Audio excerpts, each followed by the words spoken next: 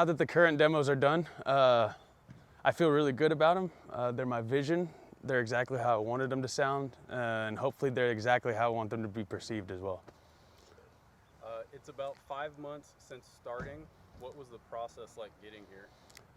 So the process getting here has been a lot of work. You know, honestly, I've just been just knocking away at the music, and I feel like I've been doing it for 5 months in its entirety. How do you feel about the brutality of these new songs? The way that I feel about the brutality of the new songs is much better. I kind of shifted it to everything in a different direction. You know, we finished the last round of demos, the first round. Decay State was the last one we did, and I just tried to make the rest of them sound like that. Okay. These are about each song. Okay. Let's start with Decay State. Hearing it polished, how do you feel about it? What's the message behind it? And can you share any of the process of making it? Decay State was actually one that I made kind of within a day on the last round of demos. And the whole theme of it is just, initially it started out, I was thinking about State of Decay, and I thought it'd be kind of funny to make a song called Decay State instead. And I did, and it wasn't funny, it was just brutal. Is there a message behind it? Really, the words in itself kind of just portray the message about our society and how it's become and how we're all decaying. It's inevitably going to fold in on itself. All right. Tomb. Hearing it polished, how do you feel about it? Is there a message behind it? Having heard Tomb polish now, I feel like the message developed with writing it. Initially, it was going to be called Southbound. Then it was going to be called Whispers and Screams. Then it was going to be called Motherless Whore. And then I decided to name it Tomb. It just seemed like basically a message to all the people that are fucking up our system, that their corruption is what they're going to be buried in. Perfect. EBN. Hearing it polished, how do you feel about it? What's the message behind it?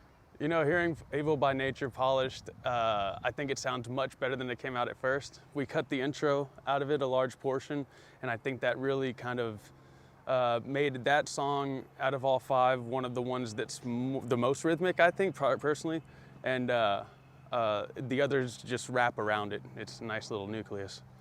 Perfect, dude. Trace. Hearing it polished, how do you feel about it? What's the message behind it?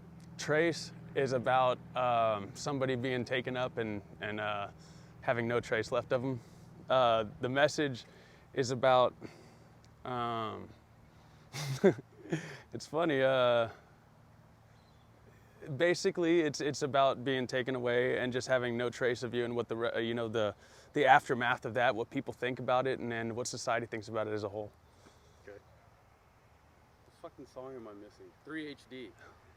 Hearing it polished, how do you feel about it? What's the message behind it? Oh, Three-Headed Dog is, I think, probably one of my favorites out of the 5.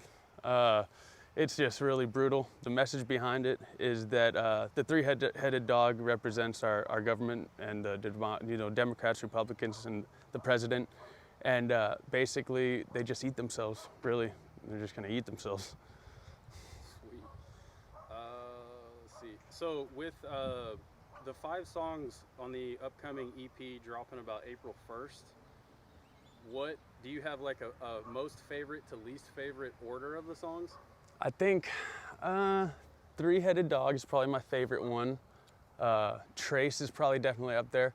Tomb, then Decay State, and Evil by Nature. Sweet.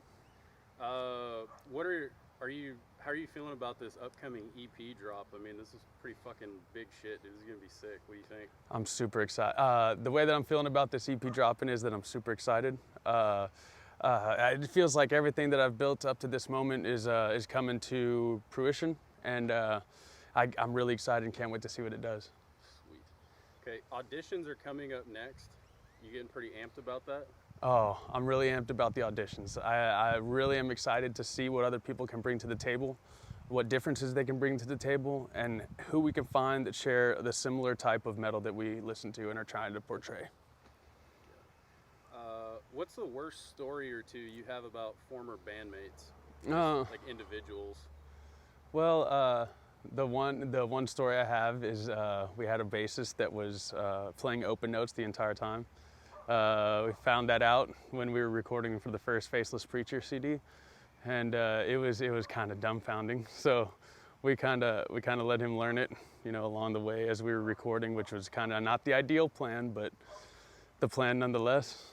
And my second story is this drummer we had.